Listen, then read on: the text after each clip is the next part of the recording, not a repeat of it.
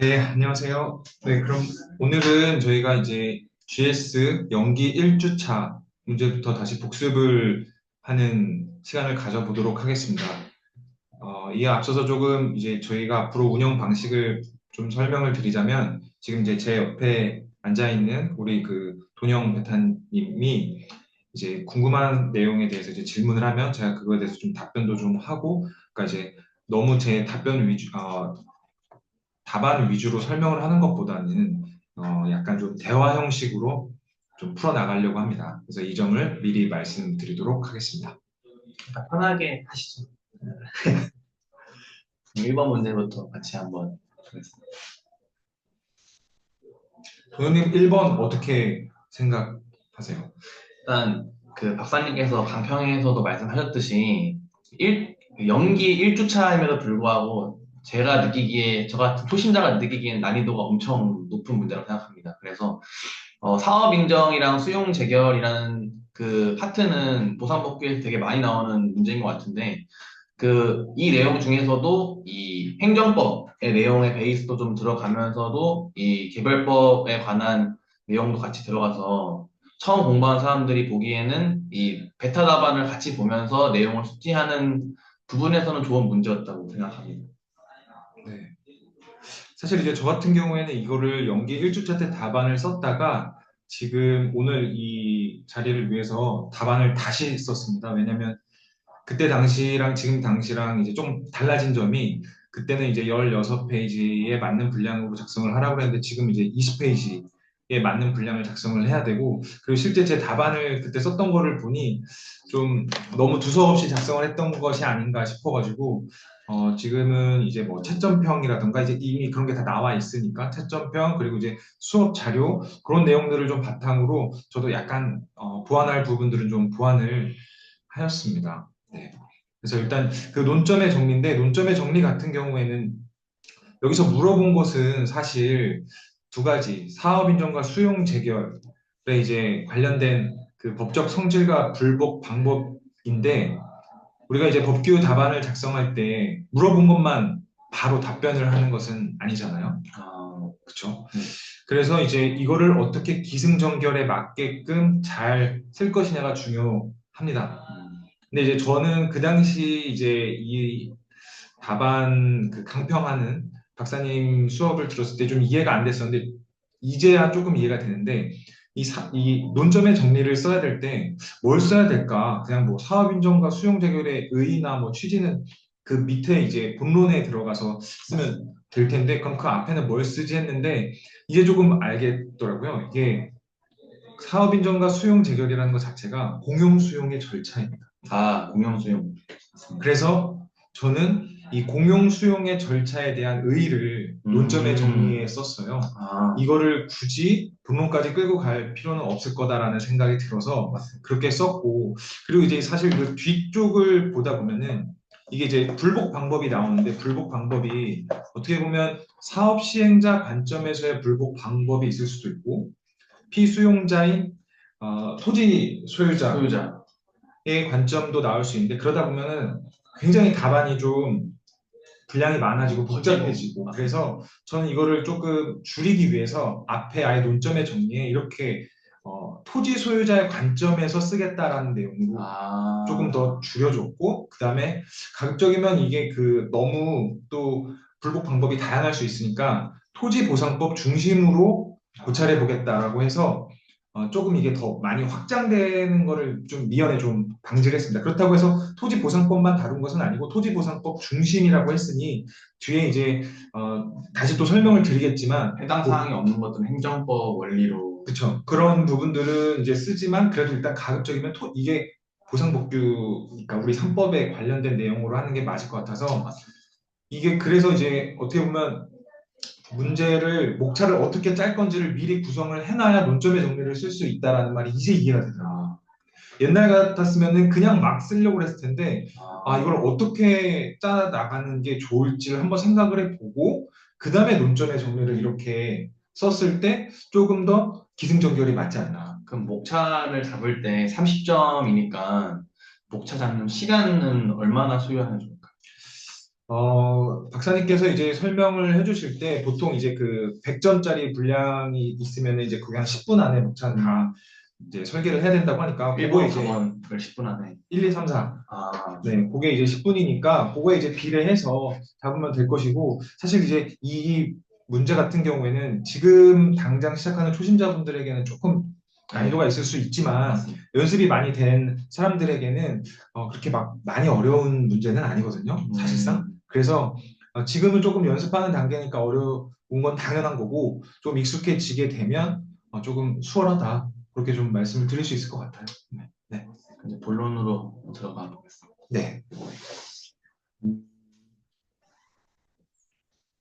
저는 작성을 할 때 그 여기 쓰신 거랑 똑같이 어쨌든 이 사업 인정과 수용 체결 자체가 강제 취득의 범위에 속하는 거니까 먼저 이 짧게나마 한 저희가 논점의 정리랑 결을 3점 3점씩 하고 나머지 24점 중에서 4점 정도에서 5점 분량으로 이 강제취득 절차를 먼저 써줬는데요. 이때 근데 이 사업 인정부터 뭐 조서 작성이랑 뭐 협의랑 재결이 있는데 이 협의 그중에서 제가 궁금한 거는 협의가 있는데 사업 인정 전 협의가 있고 후 협의가 있는데 근데 이게 제가 그냥 워딩으로 느끼기에 사업 인정 전 협의면은 전에 협의가 끝나면은 아예 사업 인정을 안 하는 건지 그게 조금 궁금합니다.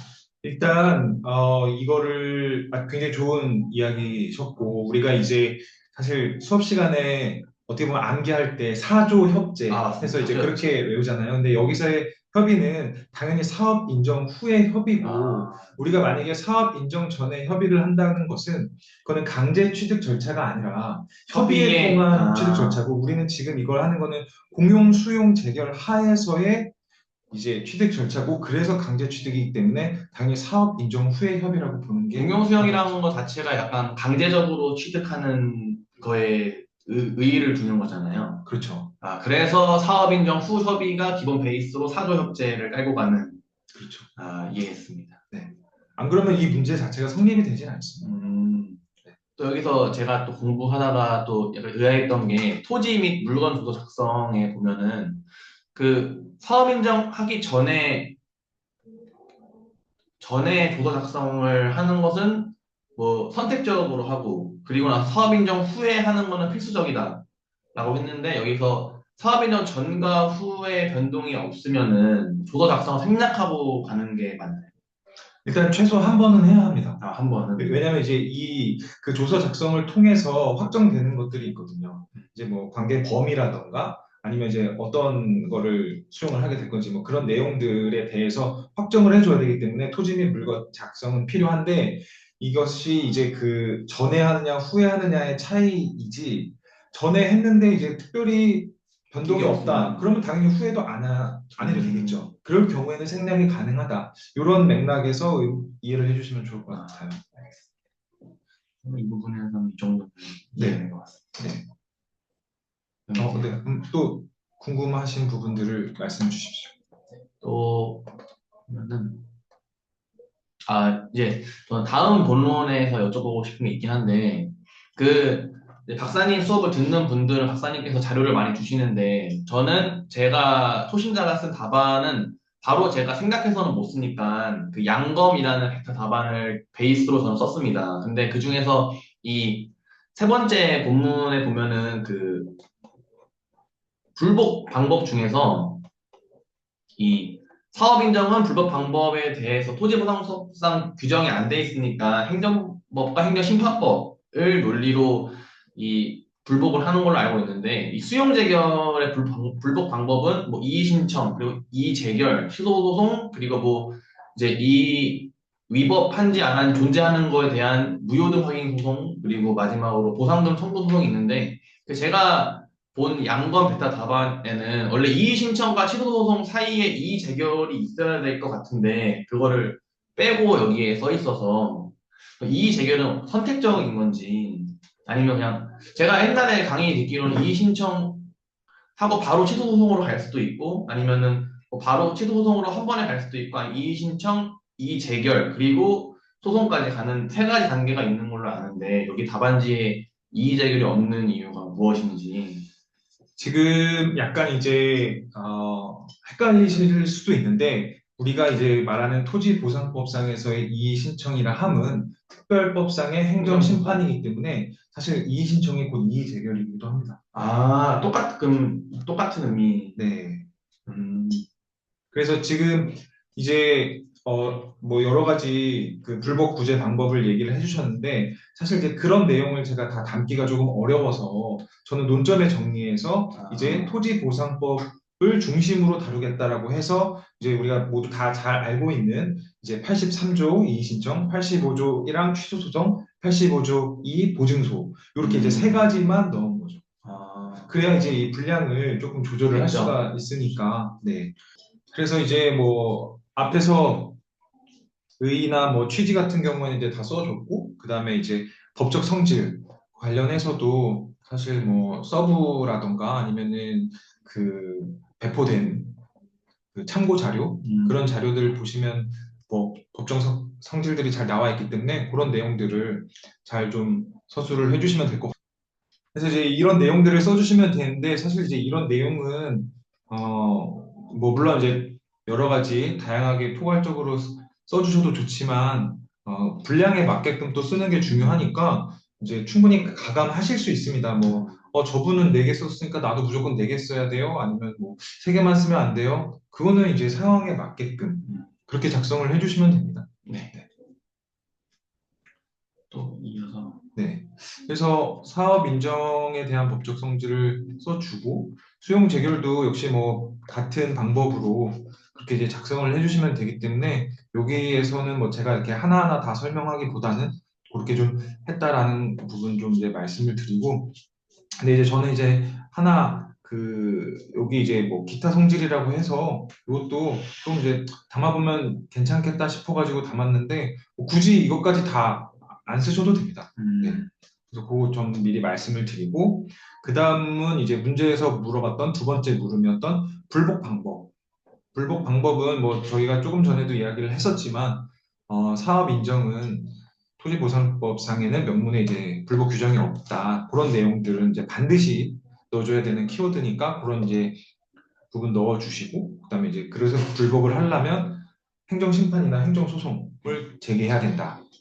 그리고 이제 하나 더 추가를 한다면 만약에 이제 이로 인해서 사업 인정을 함으로 인해서 그런 처분을 함으로 인해서 손해를 입은 사람은 국가배상 소송이 가능하다. 뭐이 정도 그냥 한 줄 더 이 써줬습니다. 국가배상 소송은 행정소송에 들어가는 거. 사실 뭐 저도 그런 부분까지는 정확히는 모르겠는데 아마 국가배상 소송은 행정소송에 들어갈 수 있을 것 같습니다. 음, 국가를 상대로 이제 하는 거기도 하고 이게 사법이 아니라 공법의 영역에 있으니까 네.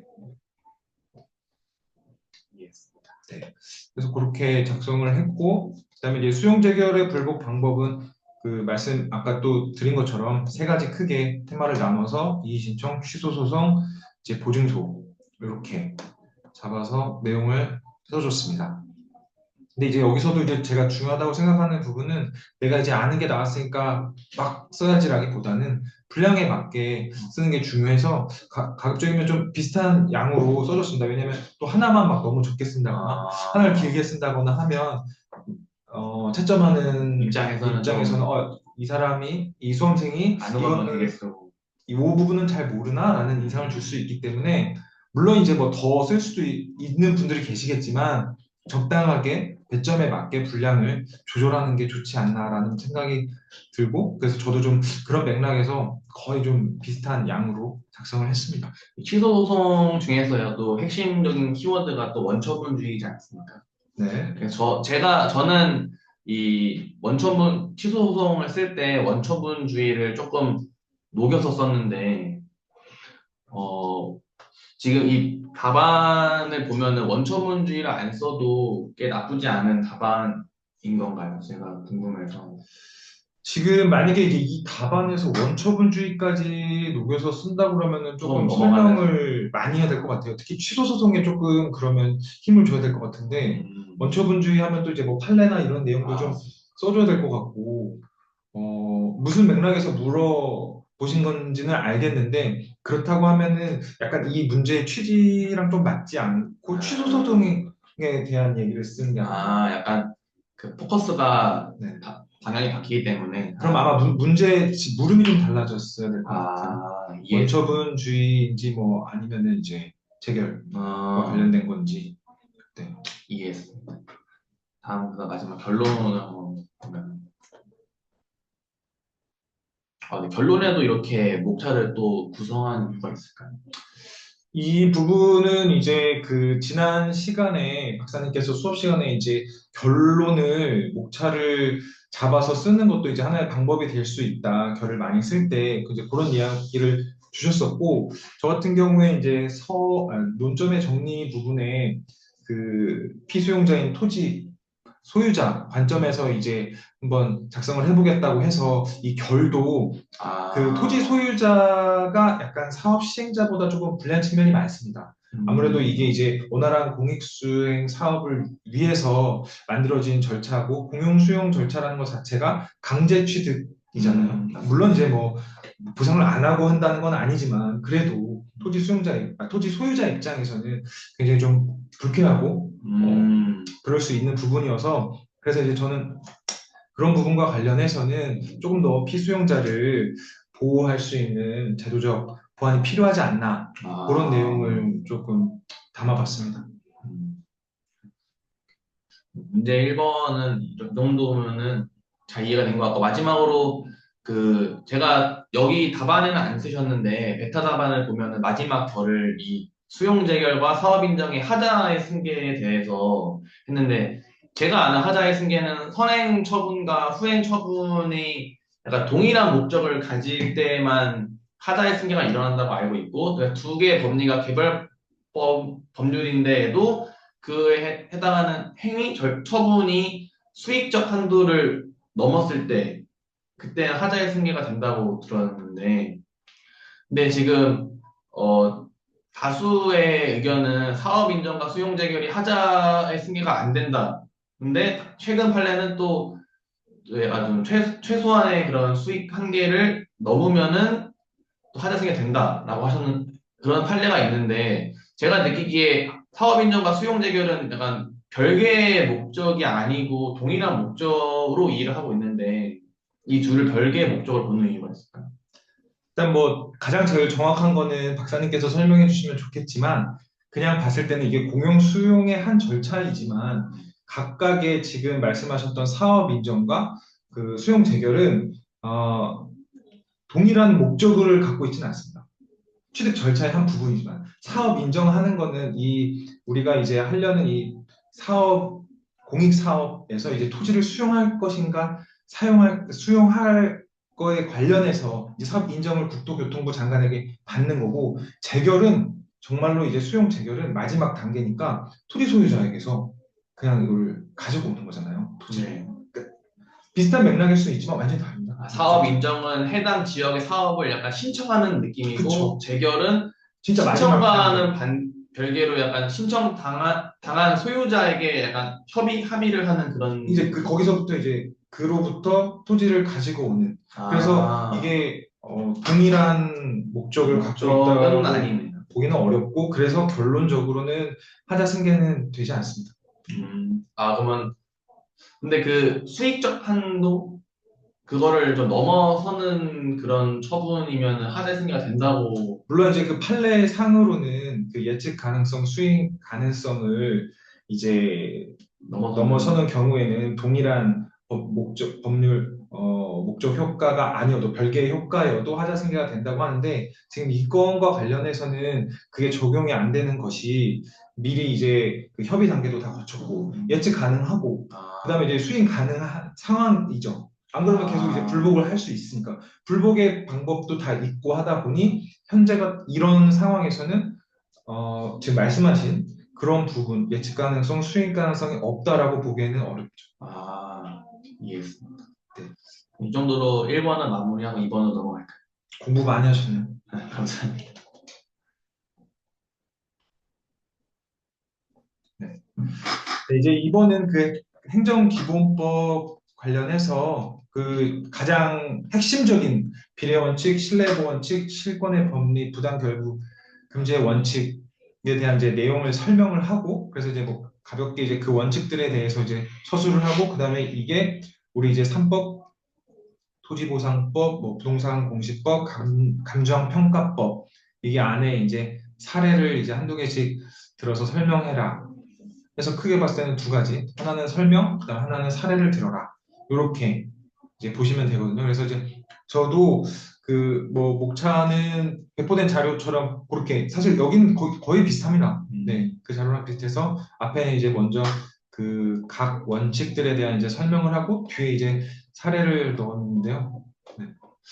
제가 좀 여쭤보고 싶은 것 중에 하나는 약간 그러니까 딱이 문제를 단면적으로 봤을 때 초심자가 느끼기에, 그러니까 연기 1주차라는 것은 제가 4월에 개강을 해서 연기가 7월에 시작하니까 3개월 정도를 기본 강의만 쭉 듣고 연기를 하는 건데, 사례는 초심자가 느끼기에 사례에 대한 공부를, 제가 초심자니까 저는 그렇게 공부를 못했는데 이런 사례를 또 이 사법에 관한 사례랑 행정법에 관한 사례는 또 별개잖아요. 이걸 혹시 구분하는 게 있을까요?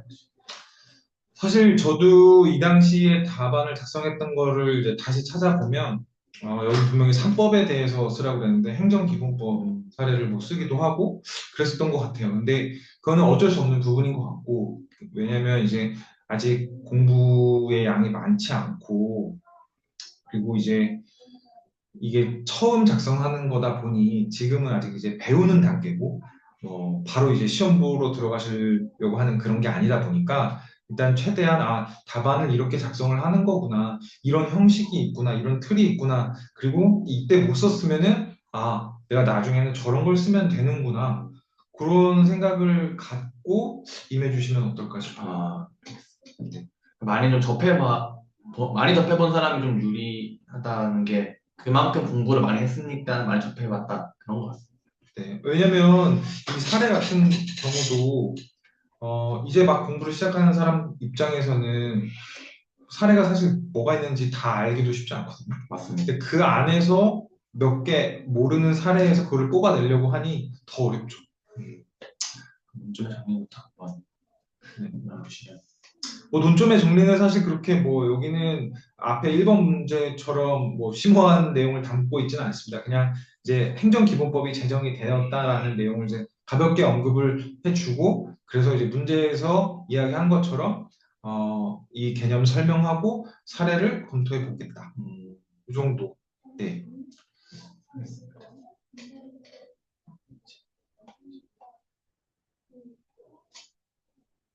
네. 그래서 이제 그 본론으로 이제 들어가게 되면 먼저 이제 일반 원칙들을 설명을 해주는 부분이니까 여기는 뭐 그렇게 크게 뭐 제가 언급을 드릴 만한 부분은 없는 것 같습니다. 그냥 이 네. 부분은 그냥 박사님 행정법 강의 네. 듣는 거랑 비슷한 것 같아서 네. 넘어가고, 이제 저희가 잘 모르는 사례로 바로 넘어가서 한번 같이 알아보는 게 좋을 것 같습니다. 네. 사례 같은 경우에 사실 저도 크게 막 이렇게 뭐 그러니까 뭐 쉽게 막 무슨 사례가 떠오른다기보다는 고민을 좀 많이 하게 되더라고요. 그래서 뭐 뒤쪽은 그 배포된 자료랑 좀 비슷한데 그냥 요거는 조금 비례 원칙 같은 경우에 좀 다르게 써봤거든요. 그래서 이제 과징금 부과하는 것 감정평가법 41조에 있고 사실 어떻게 보면은 이게 좀 비례 원칙이랑 맞지 않나라는 생각을 했던 게 징계를 내려야 되고 처벌을 해야 하는데 이제 만약에 이 사람을 뭐 감옥에 보낸다거나 하면은 뭐 박사님께서 예를 많이 드시는 거긴 하지만 표준지 공시지가 그럼 누가 이걸 조사를 할 거냐 뭐 이제 공백이 생길 수도 있고 이제 어떻게 보면은 이제 그 처벌을 하면서 얻을 수 있는 이익과 이 사람을 처벌하지 않았을 때 이익을 이제 비교 형량했을 때 어떤 게 더 나은 것이냐라고 봤을 때 그러면은 다른 식으로 처벌을 하는 게 낫겠다. 그래서 이제 나온 게 이제 과징금이니까 이게 이제 비례 원칙에 상당히 많이 부합하지 않나. 과징금의가 그런 뭐 징역살이랑 과징금의 부과는 약간 최소 침해 원칙에 입각해서 나오는 건가요?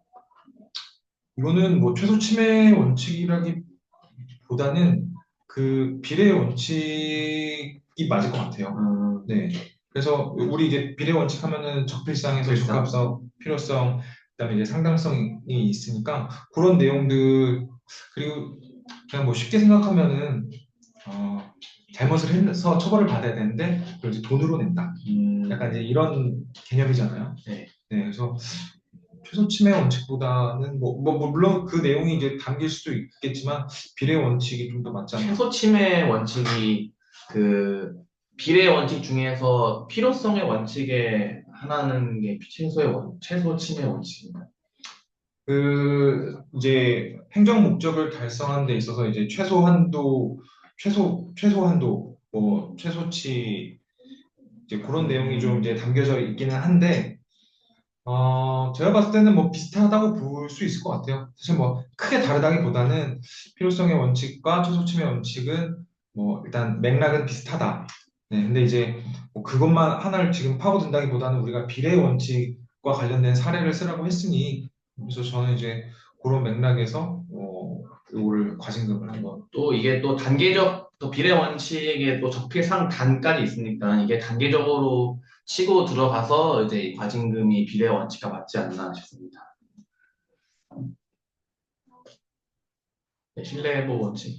네, 신뢰보호 원칙 같은 경우에는 뭐 이것도 그 너무 다 잘 아시는 내용일 것 같은데 국토교통부 장관이 사업 인정을 해준다고 했다가 나중에 이제 이걸 믿고서 사업 시행자는 준비를 다 했는데 번복을 해서 안 해준다. 사업 인정 안 해준다.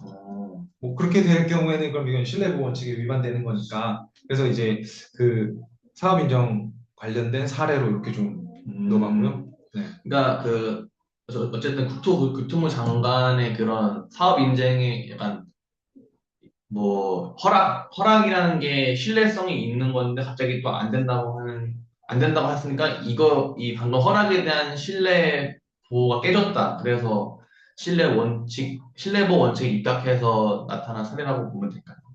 이제 이거에 대한 의의를 보시면 알겠는데 이제 우리가 이 의의에도 분명히 나왔지만 이 신뢰를 보호할 만한 보호 가치가 있는지 없는지 여부 그 내용을 이제 보시면 될 것 같아요. 그래서 이 사례 같은 경우에는 이제 우리가 당연히 많은 준비를 했을 테니까 사업 시행자가 그렇죠? 그리고 뭐 특별히 뭐 잘못한 게 없는데 갑자기 안 해준다고 한다. 그러면은 그거는 잘못된 거죠. 보호를 해줘야 되는 입장이니까. 네. 또 이제 실권의 법리. 실권의 법리도 여기 이제 나온 게 아마 배포 자료에도 있는 내용일 거예요. 그래서 이제 뭐 이것도 뭐 국토교통부 장관이 자격 취소를 하겠다. 아니 할 수 있는 상황이었는데 계속 자격 취소를 안 하고 있어서 그래서 이제 그 개인은 이제 믿고 있는 거예요. 나는 이제 그러면 처벌을 받지 않는구나. 겠다. 근데 갑자기 이제 처벌을 하려고 이제 자격 취소를 하려고 한다.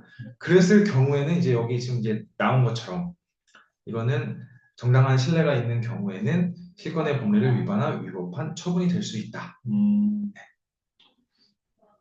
확실히 이렇게 사례를 같이 말씀해서 설명해 주시니까 저 같은 이제 복귀 시작한 지 얼마 안 된 사람들은 사례를 좀 공부를 해도 잘 모르는데 이게 약간 사례를 같이 설명해서 하니까 사례뿐만 아니라 이 뭐 법리랑 원칙들도 같이 이해가 잘 되는 것 같습니다. 마지막으로 이제 부당일부의 원칙까지. 네. 부당교일부 금지 원칙도 이게 사실 사업 인정과 관련된 사례를 지금 제가 넣었는데 이것도 사실 만약에 국토교통부 장관이 사업 인정을 해주겠다고 하면서 말도 안 되는 요구를 하는 거예요. 뭐 예를 들어서 이거 그러면 공익사업을 해줄 테니 우리 집에 뭐 2층 집을 뭐 줘. 아니면 뭐 여기다가 도로를 큰 거를 설치를 해줘. 아니면 뭘 해서 여기 기부를 해. 이런 말도 안 되는 그런 내용을 할 경우에는 이제 실질적 관련성이 없으니까. 네. 그래서 이제 그런 경우에는 이게 이제 부당 결부된 내용이다. 그래서 제가 지금 말씀드렸던 내용이 부당 결부 금지 원칙의 사례가 될 수 있다. 이거 되게 이해가 잘 네. 확실히 이게 뭐 보시는 분들도 뭐 다 저희보다 더 많이 아는 분일 수도 있고 아닐 수도 있겠지만 누가 봐도 이해가 잘 됐던 것 같습니다. 이제 마지막으로 이제 사안의 해결까지 말씀해 주시면. 네. 사안의 해결은 이것도 뭐 크게 제가 뭐 뭘 바꾼다거나 그렇게 할 내용은 없어서 거의 뭐 그냥 배포된 답안을 좀 참고를 해서 썼습니다.